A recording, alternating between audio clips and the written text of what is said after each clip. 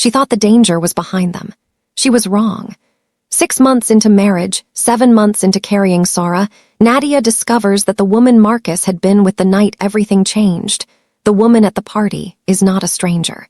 She is the daughter of the one man in Seoul who has spent 3 years building a case to destroy Kang Min-ho from the inside out. And she has been watching Nadiya from the beginning. Now, with a baby coming and enemies closing in from every direction, Min-ho must make a choice that will cost him everything, or lose the only thing that has ever made the cost worth paying. Welcome to AfroKorean romance, where love has no borders. If this story moves you, please like, share, comment, and subscribe. The letter arrived on a Tuesday. Not an email, not a message. A physical letter, cream-colored envelope, no return address, slid beneath the door of their penthouse at some point between 6 a.m. and 8 a.m., which meant whoever had sent it had access to a building with 24-hour security, biometric elevator access, and 2 of Min-ho's men stationed at the lobby at all times. Nadiya found it when she padded to the kitchen for water, bare feet on the cool floor, Sora pressing against her ribs from the inside with the cheerful insistence of someone who had decided 7 a.m. was a perfectly reasonable time to be active. She picked it up, looked at it for a long moment. Then she set it on the kitchen counter and went to find Min-ho. He was already awake. He was always already awake, sitting at the desk in the study with his laptop and a coffee that had gone cold beside him, reading something that made his jaw tight. He looked up when she appeared in the doorway. His eyes went immediately to the envelope in her hand. Something shifted in his face. Fast, controlled, almost invisible. But she had been reading his face for months now, and she caught it. "You've been expecting something," she said. Not an accusation, a statement. He held her gaze. "Open it," he said. She did. Inside, a single card, thick cream stock, 4 lines of text printed in clean black type. "Mr. Kang, you took something from my father. I have been patient. Patience, as you know, has limits. Give back what belongs to us, or I will take something of yours. You have 30 days. Shin Ara." Nadiya read it twice, then she looked up. Who is Shin Ara? Min-ho closed his laptop. He stood and crossed the room and took the card from her hands, gently, as if it were the thing that needed to be handled carefully rather than the information on it, and set it on his desk. "Sit down," he said. "Min-ho." "Please," he added, and the please was the thing that made her sit, because he used it rarely and it always meant something. He sat across from her. He looked at his hands briefly, the gesture she recognized as him organizing something before speaking, and then looked at her directly. "Shin Yi-won ran a significant portion of Seoul's underground financial network before I dismantled it 3 years ago," he said. He had embedded himself in 12 legitimate businesses, construction, pharmaceuticals, private banking. I removed him from all of them. Legally, mostly. The evidence I used came from sources he couldn't challenge without incriminating himself further. He paused. He's been in a reduced position since then. His network significantly contracted. His reputation in circles irreparably damaged. Nadiya looked at him, and Shin Ara is his daughter. "Yes." "The woman," she stopped.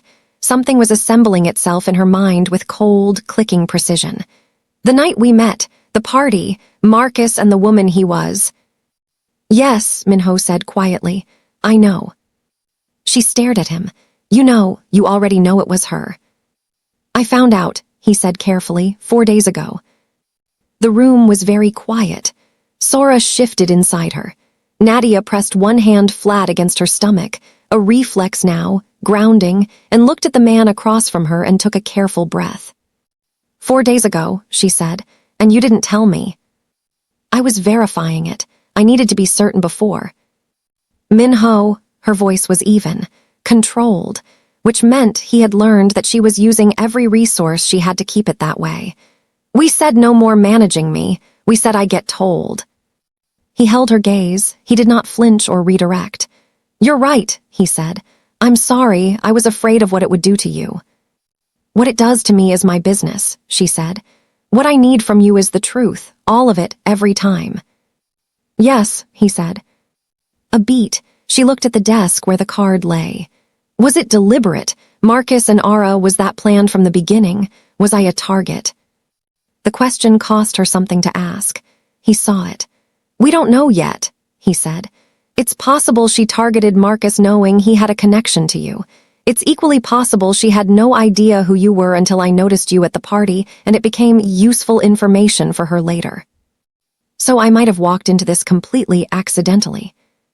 Yes. And my entire engagement might have been.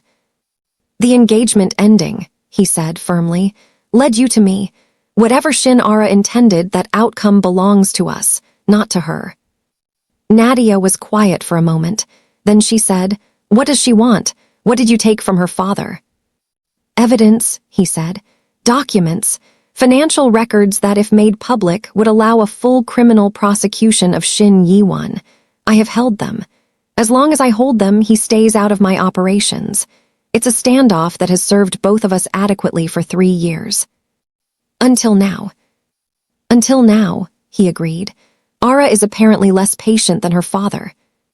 Nadiya looked at him, at the careful steadiness of him, the controlled concern behind his eyes, at the man who had built walls for 20 years and then let her inside every single one of them. She reached across and put her hand over his. 30 days, she said. Yes. Then we have 30 days to figure this out, she said. Together, which means you tell me everything, every development, every step. Deal. His hand turned under hers and held it. Deal, he said, and then quietly, You are extraordinary. I know, she said. Now make me a fresh coffee and tell me everything about Shin Yi-won. He told her everything over 2 hours at the kitchen table, while the morning light moved through the penthouse windows, and Seoul woke up below them. Shin Yi-won, she learned, was 62, a man who had built his empire on the specific art of being adjacent to legitimacy without ever quite touching it. Pharmaceuticals that were licensed but distributed through networks that weren't. Construction contracts won on bids that were mathematically impossible without prior knowledge of competing offers. Private banking that served clients whose money had interesting origins and asked no questions about them. 3 years ago, Min-ho had moved against him. Not out of moral outrage.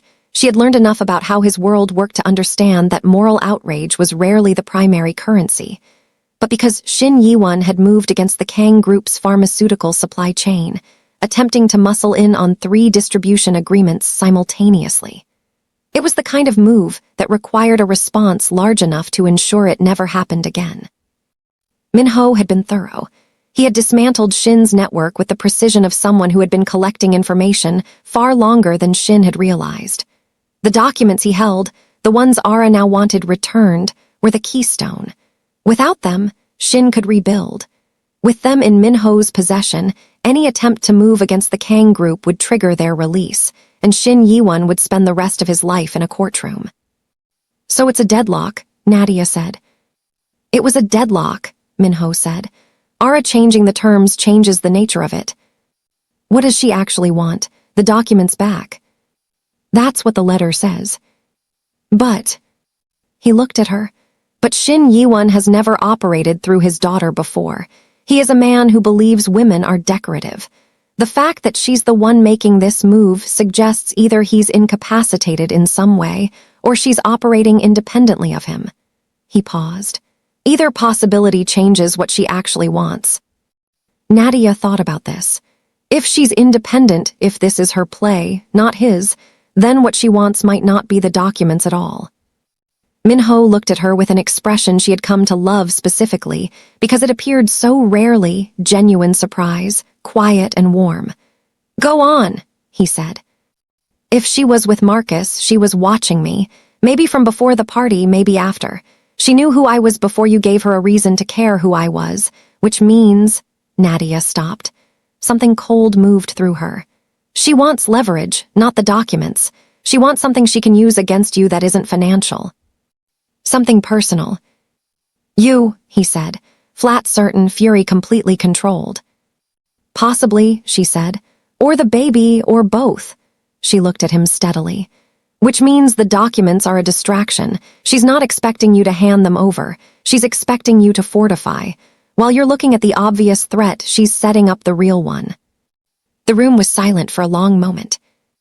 Min-ho looked at his wife, 7 months pregnant, barefoot at his kitchen table in the morning light, dissecting the strategic architecture of a threat with the same quiet precision she applied to managing 14 simultaneous event logistics, and thought, "There is no version of this world in which I deserve her." And then he thought, "That is irrelevant. She is mine to protect, and I will burn every alternative down to do it." "I need to make some calls," he said. "I know," she said. "I need to call my mother." He raised an eyebrow.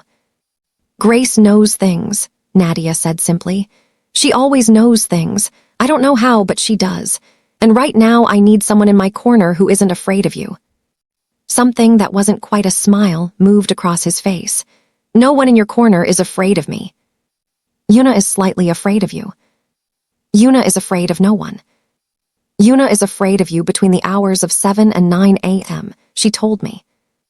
He stood, the weight of the morning settling into his shoulders in the particular way it did when something large was in motion. Then he leaned down and pressed his lips briefly, carefully, to the top of her head. "Stay in the building today," he said. Not a command, something closer to a request with its heart showing. "I'll consider it," she said. He looked at her. "I'll stay in the building," she said. Yuna arrived by 9. Grace arrived by 9:15, which meant she had already been in the elevator when Yuna called, which meant, as Nadiya had known, Grace already knew something was wrong. She came through the door in a bright orange and blue printed dress with a bag that clinked, set it on the counter, extracted a container of pepper soup that was somehow already made and still hot, and said to Nadiya, "Talk." Nadiya talked. All of it: Ara, Marcus, Shin Yi-won, the letter, the 30 days, the strategic analysis she and Min-ho had worked through at the table. Grace listened without interrupting, which was unusual enough that Yuna, sitting at the counter, looked at Grace with something approaching reverence. When Nadiya finished, Grace said, "The woman at the party, she was watching you specifically." "We think so." "Then she knows your patterns, your job, your schedule, who you see, where you go." Grace looked at her steadily. "You are not the target, baby. You are the message. She wants Min-ho to know she can get to you. That's different." Yuna looked at Grace with the expression of someone recalibrating how many people in the room were operating at a dangerous level of competence. "How is that different?" Nadiya asked. "Because a message can be answered," Grace said. "A target just gets taken. She's not trying to take you. She's trying to make him afraid enough to negotiate." She picked up her pepper soup container and began moving toward the stove. "The question is what she actually wants to negotiate for, and the answer to that question," she pointed the ladle at Nadiya, "is almost never the thing they write in the letter." Nadiya stared at her mother. "How do you know this?" "Your grandfather," Grace said serenely, "was not always a peaceful man. Pepper soup." By that afternoon, Min-ho had assembled his inner circle in the conference room of the Kang Group's top floor. His 6 most trusted people, plus 2 additional specialists he called in for situations that required information gathering of the kind that didn't appear in any official report. Nadiya was not in the conference room. She was, however, connected to it via a small earpiece that Yuna had quietly handed her with the expression of someone who had decided that information flow was more important than protocol. Min-ho saw her put it in from across the room and said nothing, which was, she understood, his version of consent. She sat in his office adjacent to the conference room, listening, while the analysis unfolded. Shin Ara, it emerged, was 29. She had spent 4 years in the United States, Colombia, international finance, and had returned to Seoul 18 months ago. In those 18 months she had quietly, systematically begun rebuilding what her father had lost, not through the same methods, through new ones, cleaner ones. She had, by all appearances, understood that the old way was vulnerable in ways her father had refused to see. "She's not her father," said one of the specialists. "She's smarter and she's more patient. The letter was designed to look like impatience. It's actually the opposite. She's been building this play for months, and the 30 days is a deadline she controls, not one that pressures her." "What does she actually want?" Min-ho asked. A pause. "Best analysis. She wants to be taken seriously as a power. She wants a seat, an acknowledgement that the Kang group deals with her as an equal rather than as her father's remnant. Another pause. She may also have a personal grievance, the intelligence on her relationship with the man. Marcus, Minho said, and his voice was carefully level. Is unclear. It may have been purely strategic. It may not have been entirely so. Nadiya in the adjacent office pressed her fingers briefly to her temple. Marcus, the man she'd almost married, who had been, it turned out, a pawn in a game she hadn't known she was standing in the middle of. She felt something about this, not grief for Marcus. She had long since put that down, but something colder. The specific anger of a woman who had been moved around a board without her knowledge. She took the earpiece out. She sat quietly for a moment. Then she picked up her phone and sent a message, not to Minho, not to Yuna, not to Grace. To an address she had found in the files Minho had shown her that morning. An address that, as best anyone could tell, was Shin Ara's private email. She wrote, "I think we should meet, without them. Nadiya Kang." She pressed send before she could argue herself out of it. The response came in 4 minutes. "Tomorrow, 2 p.m. the café on Bakshan Row with the blue door. Come alone. Essay." Nadiya stared at her phone. 4 minutes, which meant Ara had been waiting for exactly this move, which meant she had anticipated it, had known that Nadiya would act independently, which meant she had been studying Nadiya long enough to know what she would do under pressure. Nadiya felt a chill, and then, underneath it, something else, a kind of grim, steady recognition. This woman was formidable, which meant this conversation was going to require everything she had. She put her phone face down on the desk. She was going to have to tell Minho. He was not going to take it well. She told him that evening. She had timed it deliberately. After dinner, after the inner circle had dispersed, after he had loosened his collar and was sitting in the living room with a glass of water, and the particular post-battle quiet of a man who had spent 12 hours managing something enormous. She sat beside him and told him directly, the whole thing, including the email and the response. He went very still. Not the good kind of still. The kind that preceded the very controlled, very dangerous version of Kang, Minho, that the rest of the world dealt with, and that she had, until now, been mostly sheltered from. "No," he said. "Minho. Absolutely not. She's not going to hurt me at a public cafe. You don't know that. She could have had me followed any time in the last 6 months. She hasn't. That you're aware of." Nadiya looked at him. "She wants to talk to me because I'm the one variable she hasn't accounted for. I'm not in your world. I'm not afraid of her the way your people are, and I'm not obligated to her the way Marcus was. I'm just," she spread her hands, "a woman she underestimated." "And if she didn't underestimate you," he said, his voice dropping into the register that meant he was containing something very large. "And if this is exactly what she expected you to do and she has a plan for it, then I'll deal with that," Nadiya said. "I'm not asking your permission, Minho. I'm telling you where I'm going tomorrow, which is what we agreed, no disappearing, no surprises, full information. I'm giving you full information." He looked at her. His jaw was a hard line. His eyes were the specific darkness of a man standing at the edge of something he cannot control and has to decide whether to accept that. "You'll have a tracker," he said finally. "Yes." "Yuna will be outside." "Yes. If anything. I'll send a word and you'll come." She took his hand. "I know you'll come, you always come." He looked at their joined hands. Something moved through his expression, not surrender, but trust. The specific, difficult trust of a man who has built his whole life around controlling outcomes, choosing to put the most important one in someone else's hands. "Be careful," he said. "I'm always careful," she said. He made a sound that was almost, just barely, a quiet laugh. "You emailed a crime boss's daughter without telling anyone." "I was careful about how I worded it," she said. This time it was a definite laugh, small, real, belonging entirely to her. She leaned her head against his shoulder and felt his arm come around her and felt Sora shift and kick as if registering the warmth of the room, and thought, tomorrow I walk into something I have no map for. And then, I have faced harder things with less. The café on Buckshan Row had a blue door, exactly as advertised, and sat between a pottery studio and a small bookshop on a narrow cobblestone street in the old quarter of the city. Nadiya arrived at 1:58 p.m. in a camel coat, her natural hair out and full, gold earrings, flats because her center of gravity at 7 months pregnant made heels a diplomatic incident. Yuna's car was somewhere on the street behind her.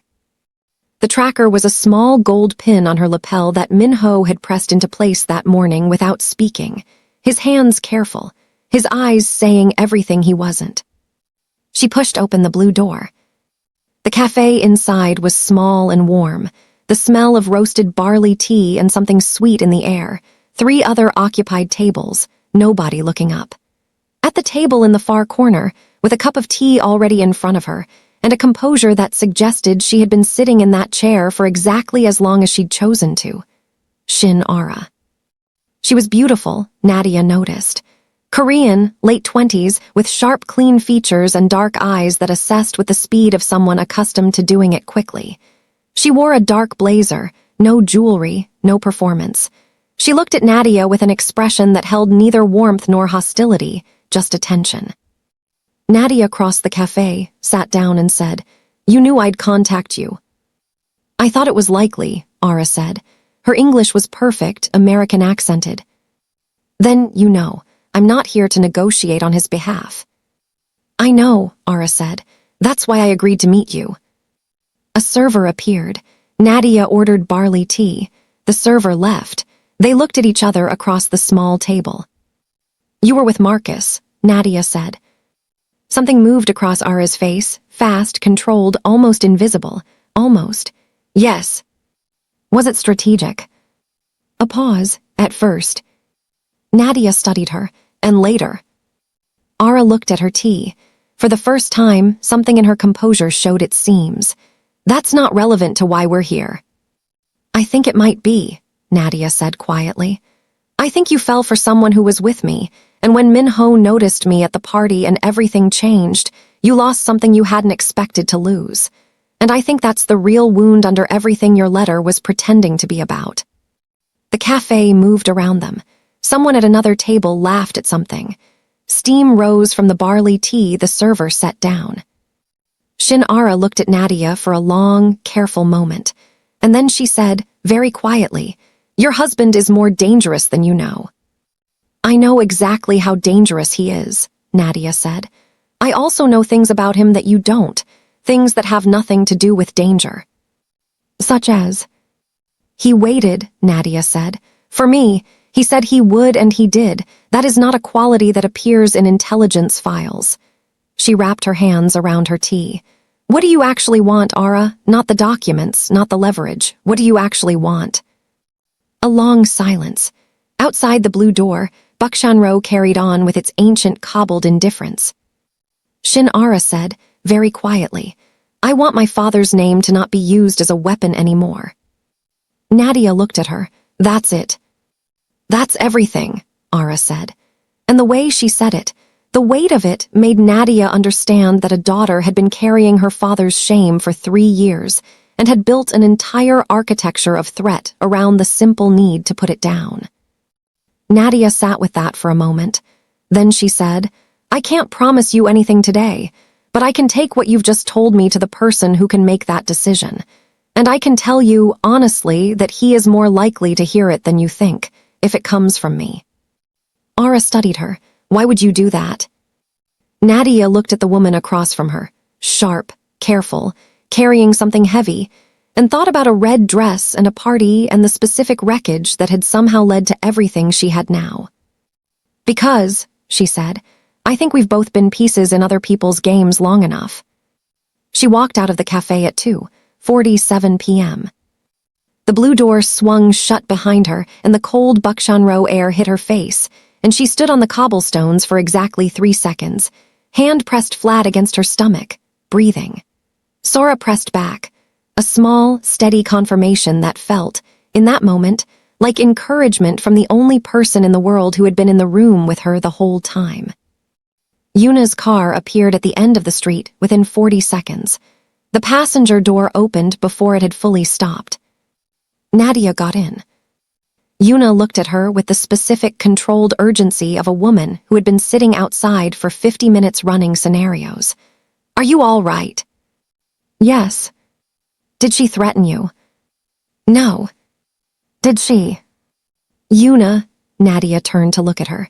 "She's not what we thought she was. Drive. I need to talk to Minho before I talk to anyone else."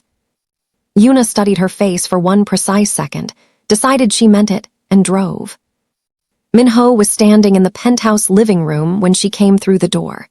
Standing, not sitting, not working, just standing at the window facing the door, which told her he had been in that position for a while.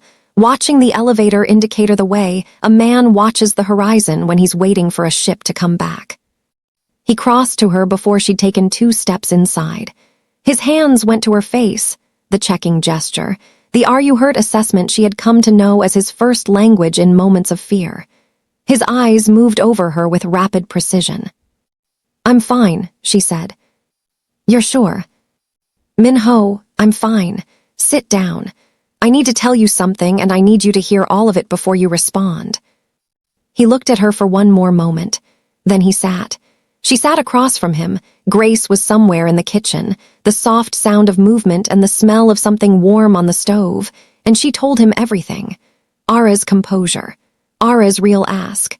The thing underneath the letter and the 30 days and the strategic architecture of threat. "I want my father's name, to not be used as a weapon anymore." She said it the way Ara had said it, plainly, without decoration, and watched it land on Minho. He was quiet for a long time. "That's what she said," he repeated, not a question, processing. "Word for word." He looked at his hands, the same gesture she always recognized, organizing before speaking. She didn't ask for the documents returned. No. She didn't ask for territory or access or financial consideration. No. He looked up. She asked for the threat to end. "She asked for her father to be allowed to be finished," Nadiya said carefully. "Not protected, not rehabilitated, just no longer held over him, no longer a sword. She wants to build something new and she can't do it while the old thing is still dangling above her family." Minho was quiet again. Outside, Seoul moved in its enormous, indifferent way. Inside, Grace's kitchen sounds made the penthouse feel like something other than a war room, which Nadiya suspected was not accidental. "If I release the documents," Minho said, "Shin Yiwon becomes prosecutable." "Yes." "Which removes my leverage but also removes his ability to threaten us. He goes to court or he runs. Either way, he's finished." "Yes." "And Ara gets what she actually wants, a clean start without her father's shadow." "And without your threat hanging over that shadow," Nadiya said. "Both things, she wants both things gone." Minho looked at her steadily.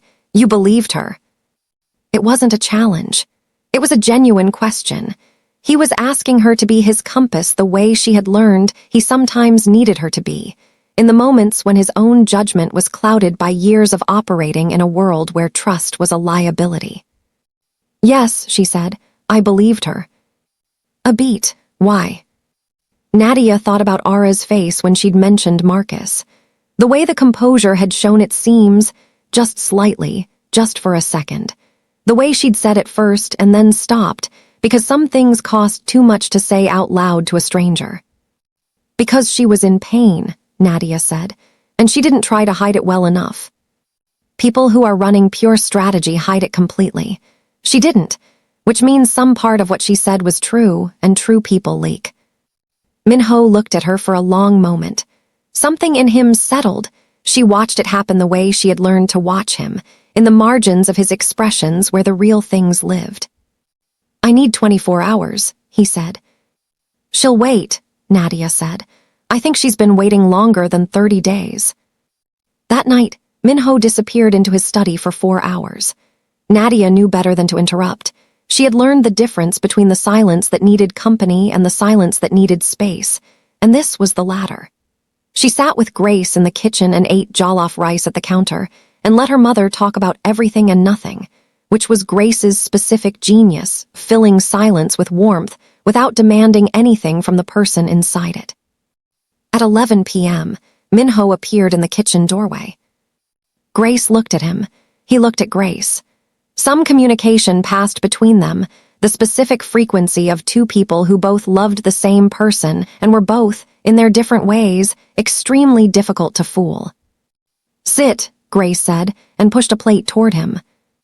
He sat. He ate. He said after several minutes to Grace rather than to Nadiya, which told her he needed the question to feel less weighted. If someone hurt your family but the hurt came from a real place, not cruelty, just desperation, what do you do with that?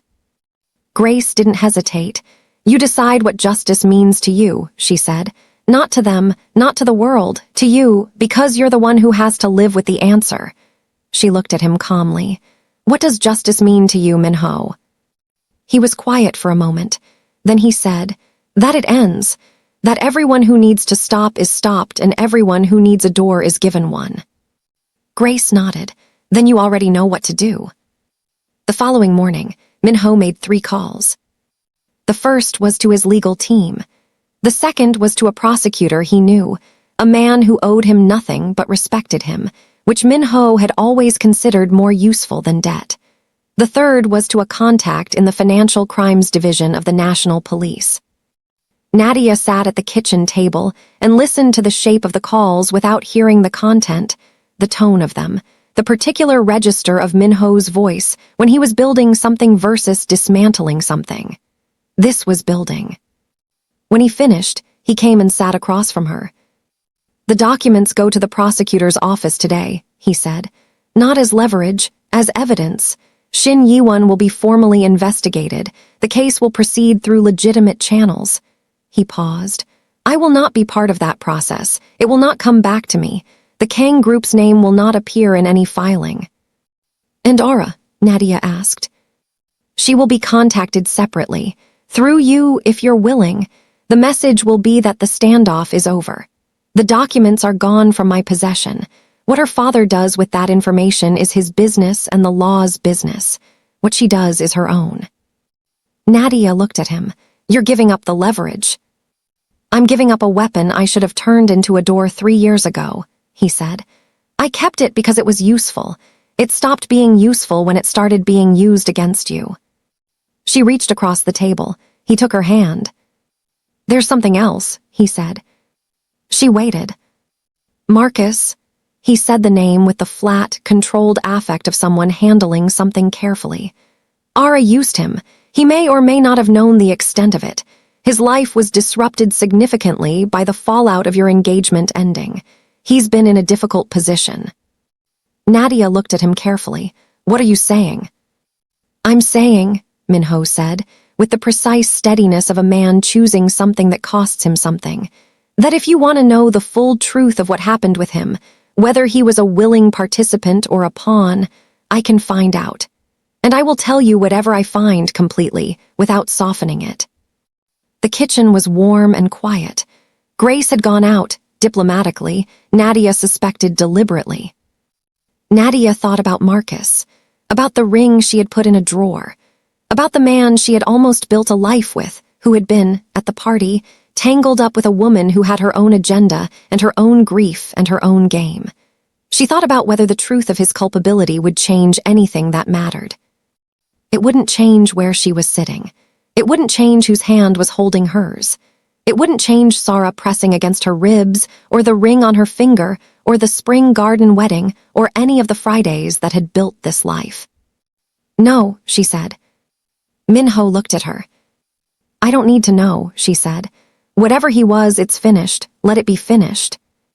Something in his face went warm and private, the expression she considered most entirely hers, the one that appeared nowhere else in his life. "Okay," he said. "Okay," she agreed. She contacted Ara that afternoon, a single message. "It's done, the standoff is over. What happens next is between your father and the law. You have your door. What you build through it is yours. N. The response came in 6 minutes this time. Thank you. For what it's worth, I am sorry for all of it. Essay. Nadiya looked at that for a long moment. Then she typed. I know. Build something good. She put her phone down and didn't look at it again for the rest of the day. 3 days later, the danger they hadn't accounted for arrived. Not from Ara. Not from Shin Yiwon, who was, by all reports, in consultation with lawyers and preparing for the very bad year ahead of him. From somewhere older and less expected, a man named Oh Kyung-soo, who had been a peripheral figure in Shin Yiwon's old network, and who had, in the disruption of that network 3 years ago, lost something he considered unforgivable. He had been patient. He had watched. He had waited for exactly the moment when Kang Min-ho was looking in another direction. Nadiya was at the hotel. She had gone in for a half-day. She had 3 weeks left before her planned maternity leave, and there were handover documents she needed to complete, a new coordinator to brief, things that required her physical presence and her full attention. Min-ho had not loved the plan, but had agreed to it on the condition of 2 of his men in the lobby and 1 outside her office door. She had agreed because some battles weren't worth the energy. She was in her office at 2 p.m. when her office line rang, the internal hotel line, not her mobile. The number was the loading dock extension. She frowned. She picked up. Ms. Nadiya. The voice was wrong, too careful, too deliberate. You should look at what's outside your window. She stood and crossed to the window. 4 stories below, on the street facing the hotel's side entrance, was a black car she didn't recognize. And beside it, visible even from 4 floors up by the quality of stillness he held, a man looking directly up at her window. She stepped back from the glass. Her hand was already on her phone. She typed the single word they had agreed on, a word that meant now, come now, no questions, and sent it to Min-ho. Then she turned to her office door and opened it. Her security was gone, both of them. The hallway was empty in a way that hotel hallways were not empty at 2 p.m. She was very calm. She had been trained by a childhood in a neighborhood that required you to know the difference between safe and not safe, and she had been married for 7 months to a man who had, without making it a lesson, taught her 12 additional things about that difference. She knew exactly 3 things at this moment. She was alone, she was 7 months pregnant, and she was not going to panic. She went back inside her office, locked the door, moved to the furthest corner from the windows, called Yuna. I sent the word, she said when Yuna picked up. My security is gone. There's a man outside watching the building. I know, Yuna said, and her voice had the particular quality it got when she was already in motion. Min-ho is 4 minutes away. Do not open your door for anyone until you hear his voice. Do you understand? His voice specifically. Yes, Nadiya said. Are you all right? I'm fine. She pressed one hand to her stomach. We're both fine. 4 minutes, Yuna said. Stay on with me. He was there in 3. She heard him in the hallway before she heard his voice, the particular quality of his footsteps, the way the carpet outside muffled them but not entirely, and the sound of other footsteps around him moving with that coordinated, purposeful efficiency she had learned to recognize as his people in serious mode. Nadiya, his voice, through the door, controlled in a way that was not quite controlling something underneath it. She unlocked the door. He came in and the door closed behind him and he crossed to her in 3 steps and his arms came around her. Both of them, fully, the embrace of a man who had spent 4 minutes in a car telling himself she was fine and now needed to verify it with his whole body. She let him hold her. She felt the tension in him, the coiled, barely contained fury of someone who had been frightened for the most important thing, and pressed her face to his chest and breathed. The men outside, she said. Being handled, he said into her hair. My security. Compromised, already addressed.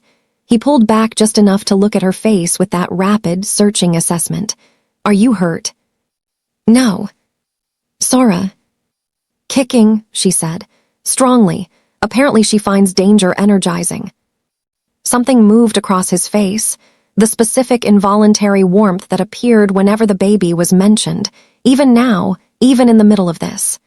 "She takes after you," he said. "She takes after both of us, and that's going to be an interesting problem in about 3 years," Nadiya said, and felt his arms tighten briefly around her in something that was gratitude as much as anything else. Oh Kyung-soo was, by the following morning, a resolved matter, the language Min-ho used when he meant something had been handled in a way that didn't require her to know the mechanism. She had learned to trust this the same way she trusted that the building's plumbing worked. She didn't need to know the pipes to trust the water. What she did need was a conversation she had been putting off. She found Min-ho in the study that evening and stood in the doorway and said, "I want to talk about what happens now." He looked up. "Sit down." "I'll stand." She leaned against the doorframe. 7 months pregnant meant doorframes were structural allies. "I've been thinking about the hotel." He waited. "I love my job," she said. "I want to keep it. After Sora comes, after I've had time, I want to go back." "Of course," he said without hesitation. "You're not going to try to convince me to." "You would be miserable," he said simply. "And you are not a person who should be miserable.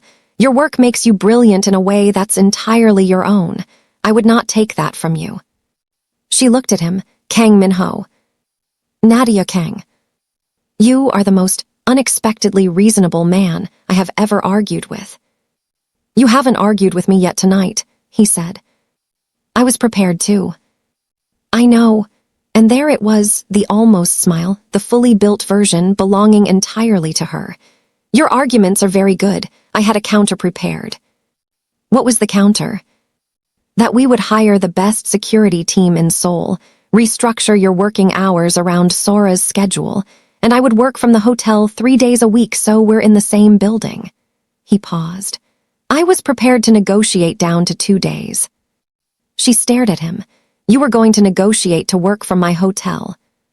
"I own the building," he said mildly. "It's not entirely unreasonable." She burst out laughing, the real kind, the kind that surprised her, the kind that made Sora kick enthusiastically in apparent agreement. She pressed both hands to her stomach and laughed, and watched Kang Min-ho watch her laugh with an expression on his face that she thought might be the truest thing she had ever seen on another human being. A man who had everything, and knew that this, specifically this, was the only part of it that mattered. Sora arrived, as previously established, in early autumn. But what the epilogue of Part 1 had not captured, because some things only become visible with time, was the morning 3 weeks after she came home, when Nadiya woke at 4 a.m. to find Min-ho not in bed, and followed the soft sounds to the nursery, and stood in the doorway and watched him. He was in the rocking chair, Sora against his chest. He was not speaking, not the quiet Korean she had heard before, just holding her, one large hand spanning the entirety of her back, his face in the low nightlight carrying an expression so unguarded and so complete that Nadiya had to grip the doorframe. He looked up and saw her, and he said very quietly so as not to wake the baby, "She wouldn't sleep." "I know," Nadiya said. "She never sleeps." "She sleeps when I hold her." Nadiya looked at her daughter's face, turned into his chest, entirely content. "Of course she does," she said. He looked back down at Sora. "I was thinking," he said, "about the party." "Which party?" "The first one, the night we met." He was quiet for a moment. "I have been to 300 parties. I looked up from my glass at one of them. That is the entire distance between everything I have now and nothing." He paused. "That is a very small distance for something this large." Nadiya crossed the room and sat on the edge of the ottoman beside the rocking chair, close enough that their knees almost touched. She looked at him, at the man who had moved across a room because something in him recognized something in her, before he had the language for it.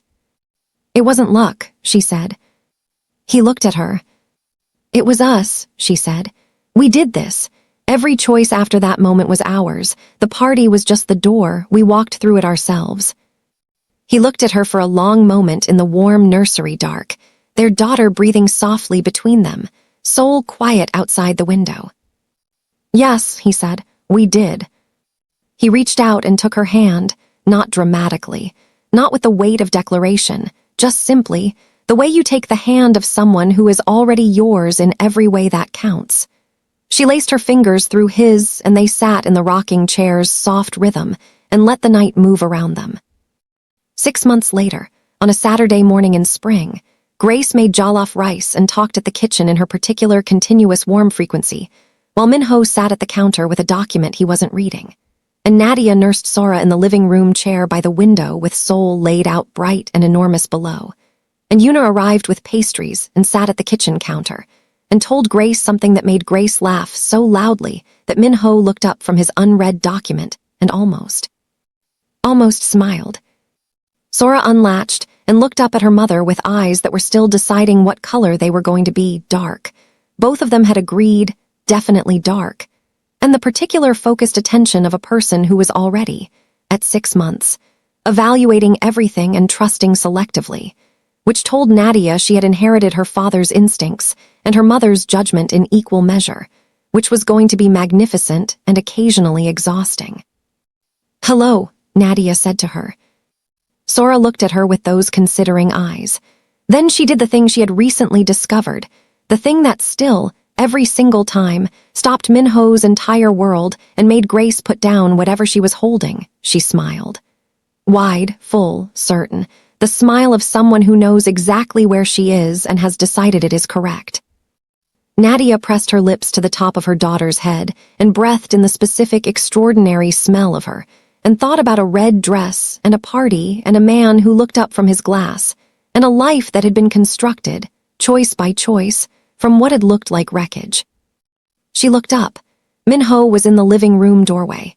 She hadn't heard him come.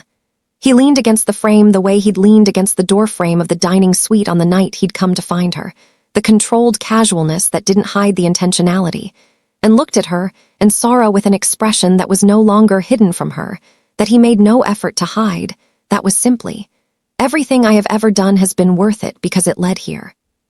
She held Sora out slightly. He crossed the room and sat beside her and took his daughter with the practiced certainty of a man who had been terrified of this and had done it anyway every day until it felt like breathing. "Grace is threatening to extend her visit," Nadiya said. "I know," he said. "I already had her room repainted."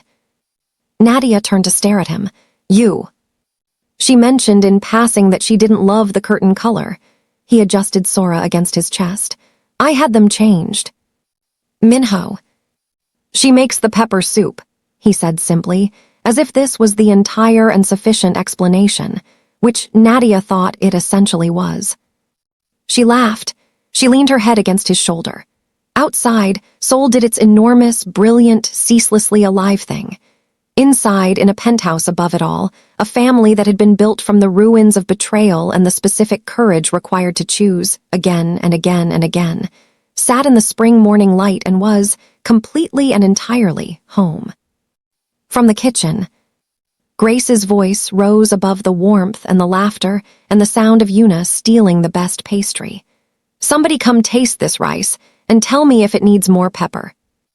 Minho stood, Sora on his chest, and walked toward the kitchen without being asked. Nadiya watched him go, watched him accept the spoon Grace held out, watched him taste it with the solemnity of a man who understood that this was a test and that the correct answer was its perfect, Grace. He said something. Grace laughed. Una looked triumphant about something. Sora grabbed Minho's collar with one small determined fist and held on.